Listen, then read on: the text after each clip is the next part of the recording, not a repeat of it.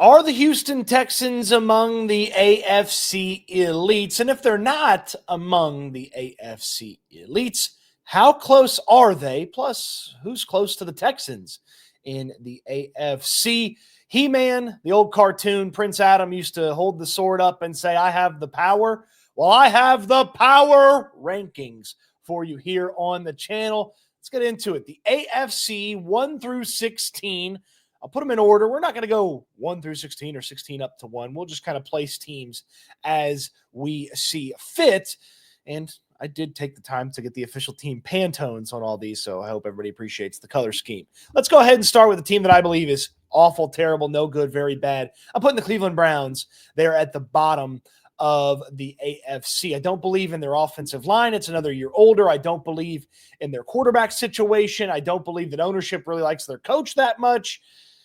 This is a weird team. It's a team on the verge of disaster, and they're not going to be very good anytime soon. So the Browns are going to go 16. Now, I'm going to go ahead and put the Kansas City Chiefs begrudgingly over there at number 1. They're the defending AFC champions, and until somebody knocks them off, I'm going to go ahead and put them right there in the AFC power rankings. Now let's go fill in some teams here, and getting those bottom teams out of the way is a useful exercise. The Tennessee Titans went out. They added Cam Ward. They spent a bunch of money in free agency, shored up that offensive line a little bit.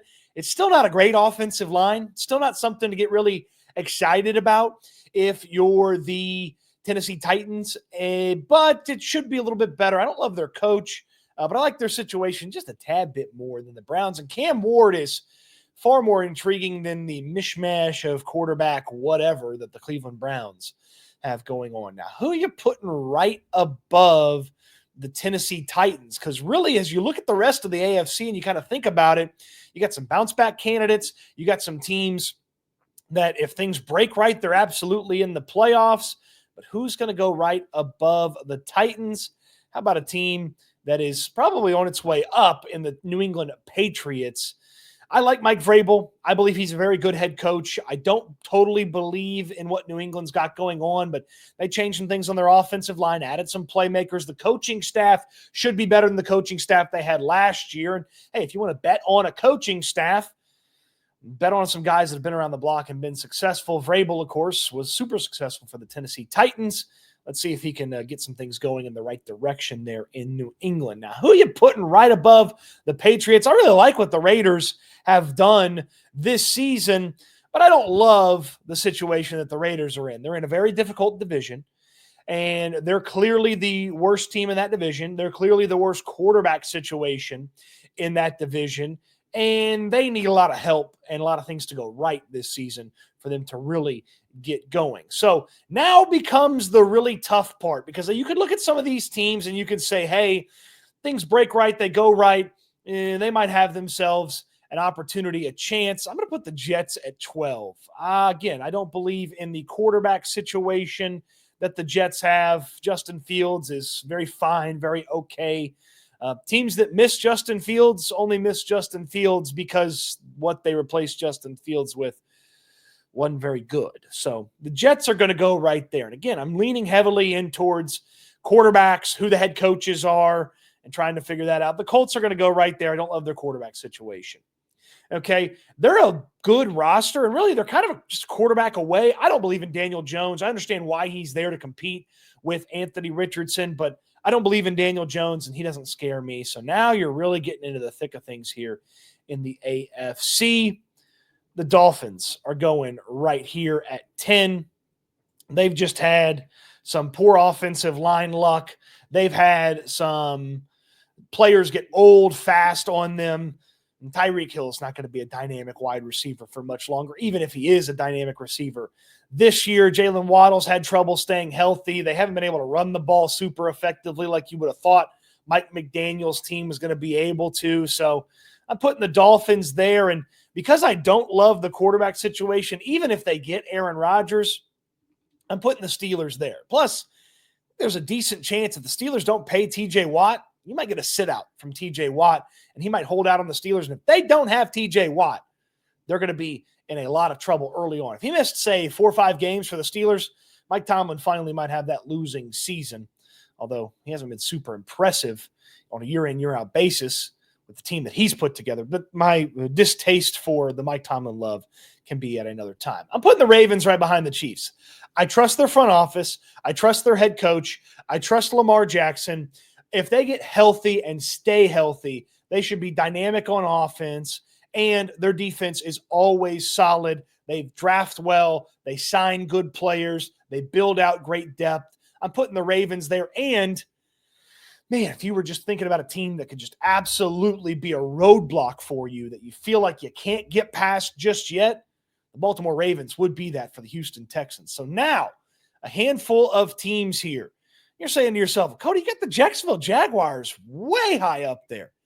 Yeah, I do. I do have the Jaguars way high up there. I really like Liam Cohen. He did a fantastic job with the Tampa Bay Buccaneers as the offensive coordinator. He's going to be the new head coach there in Jacksonville. And Brian Thomas Jr. and Travis Hunter as a 1-2 punch at wide receiver amongst one of the best 1-2 punches in all of football. They've got offensive talent coming out of their ears at the skill positions with those 2 stud young wide receivers, a couple of running back options. Their tight end room is okay, nothing special. Their offensive line's a little iffy. I probably could bump them below the Steelers if you wanted, or maybe even right at where the Dolphins are. But I like Brian Thomas Jr. I feel like he's one of the best receivers in football already. And that was last year with a hurt Trevor Lawrence, inconsistent offense. And I think about Liam Cohen, a healthy Trevor Lawrence. I do like this Jaguars team a pretty decent amount. Checking in right above the Jacksonville Jaguars, I'm going to go with the Cincinnati Bengals. Okay, the Bengals are here, and they've got one of the best offenses in all of football. Jamar Chase, Joe Burrow combining together, T. Higgins helping out as the third member of that trio. They were able to keep Mike Gesicki, a player that Joe Burrow really liked at tight end. Their running back situation is bad. Their offensive line situation is okay on its best day. And their defense was really bad last year, and they haven't done a ton to revamp, change, and wholly adjust exactly what that defense is going to look like. So they're right there. If the running back situation was a little bit better, or they've done something on defense, and what are they doing with Trey Hendrickson? Man, there's a lot to worry about with the Cincinnati Bengals. That's why they're checking in at number 7. I'm going to put the Chargers right here. The Chargers, if you believed in them, they probably left a bad taste in your mouth the way they exited the playoffs last year. A really efficient season from Justin Herbert, and then when the pressure was on, he threw up all over himself, and the Texans defense had a large part in making Herbert throw up all over himself. So as you think about the Chargers, you think about what they bring to the table. I still like some of their players on defense. I still like some of their players on offense. I really like what they did in the draft to help kind of round out that offense, get some depth pieces that could maybe immediately become contributors. Ladd McConkey is one of the best young wide receivers in all of football. Harbaugh is a really good coach, and Herbert's really good as well. It just, are they ever going to be great? Are they going to turn that corner and be great in the AFC? It seems unlikely right now, but they could surprise some folks. Now, I've got 3 spots left. The Texans have not been placed yet. And here's what I would say about determining this. Okay, and the way I go about power rankings and the way I figure out how I like a team, what's the quarterback situation? What's the support around the quarterback situation? Can they block? Okay, it's a big one. How good's the blocking? How good's the offensive line? And can their defense pick them up if the offense has a bad day? Can the defense really go out there and transform a game if the offense has a bad day? And I'm putting the Buffalo Bills at 5 because I don't believe in their defense. I don't believe that Buffalo could have their defense transform and take over a game if their offense has a bad day. Now, they've got a really impressive offense. If Keon Coleman, their rookie wide receiver from last year, takes a step forward, Khalil Shakir stays healthy. He was hurt a lot last year. James Cook, they can figure out what to do with him and his contract situation. They've got a really impressive offense. Josh Allen's obviously super incredible. I just don't believe in their total offensive talent outside of Josh Allen, and I don't believe in their defense. Defense is a big thing. The Kansas City Chiefs, they can swap guys, move them around. They still play great defense. The Baltimore Ravens, they can swap guys in and out, move them around. They still play great defense. So defense is going to be a big thing here in deciding exactly where the Texans rank. Let's go ahead and place the Houston Texans in the AFC power rankings here. Now, it's really just comparing them to the Broncos because I've put them ahead of the Bills because their defense is better. So let's think about Denver's situation here. Denver had more sacks than the Houston Texans last year. They were one of the nastiest defenses in all of football. They went out there and they added Hufanga, the safety from San Francisco. If Dre Greenlaw is healthy, that even makes them even more dangerous and even better on defense. That's a big if there. And then you think about what the Texans did on defense. They reinforced the depth to a large degree, and C.J. Gardner-Johnson is a Super Bowl winning, potential game-changing safety for the Houston Texans. Okay, so the defense is pretty close. Pick your poison on any given day on who has a better defense between the Denver Broncos and the Houston Texans. Now let's flip it over to offense. What's the Broncos running back situation? Are any of those guys even in Joe Mixon's zip code? Nah, they're not. If we did a talent draft of all the pass catchers, who goes first?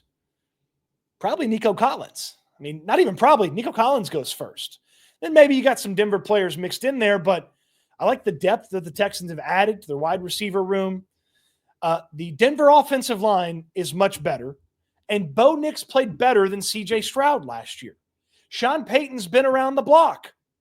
I'm still putting the Houston Texans at 3, right behind the Kansas City Chiefs and the Baltimore Ravens. This is my AFC power rankings as I see it right now. With the Chiefs and the Ravens at the top, they're the AFC elites. And then I would put 3 through 7 all in the same category. The Texans, Broncos, Bills, Chargers, and Bengals, there's not that much separation. If you told me for you the Texans were 6 or 7, the Bills were 3, the Chargers were higher or lower, I'd believe you. 3 through 7 is grouped so tightly together, so close, that I believe we're going to see a lot of movement around that 2 through 7, 2 through 9 spot there in the AFC. So that's where I stack up the Houston Texans in the AFC. That's where they are in the power rankings. They're knocking on the door of the elites, but they have not opened that door. They have not kicked down that door yet. Neither have the Broncos, the Bills, the Chargers, the Bengals. Certainly not those teams 8 through 16. So that's my AFC power rankings. That's where the Texans rank for me. Am I too high? Am I too low? Am I just right? What is this? Goldilocks power rankings?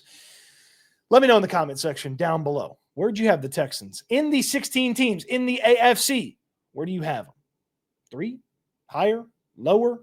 Just right? Let me know. Comment section down below on your way down there. Thumbs up on the video. Subscribe to the channel if you haven't already. Don't forget, myself, Landry Locker, SNL, weekdays, 4 p.m. It's the combination of the Locker Room with Landry Locker, myself. Put it together, have a lot of fun live each and every weekday at 4 p.m. so you don't ever want to miss out on that. The link to that channel is in the description down below as well. Visit my friends at The Perfect Gene, 15% off for you when you visit The Perfect Gene. You also get free shipping, free returns, free exchanges. It's all in the link in the description down below. Best jeans, most comfortable jeans. I love them. You can even wear them when it's hot outside, although you're still going to sweat, but they're more breathable than any jeans I've ever had. They're more comfortable than any jeans I've ever had. Stretchy, and man, I don't rush to get out of them like I do every other pair of jeans I've ever owned. Get yourself a pair of the Perfect Jeans from my friends at The Perfect Gene. Link in the description down below. Appreciate you watching the video. I hope you enjoyed it, and I can't wait until we talk Texans again soon.